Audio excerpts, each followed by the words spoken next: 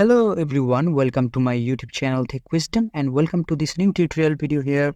And in this video, I'm going to show you how to fix Windows cannot access the specific device, path or file. I'm going to show you how to easily fix the problem.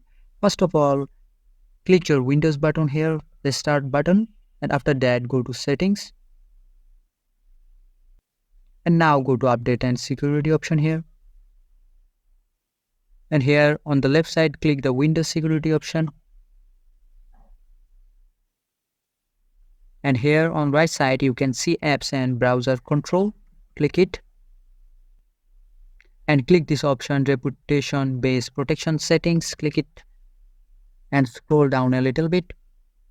And here all you have to do is uncheck this block application. If this one is checked on your PC, just uncheck it and restart your PC and your problem will be fixed. So this is the video, and if this video helps you, please consider subscribing to this channel, and I will catch you guys in the next video.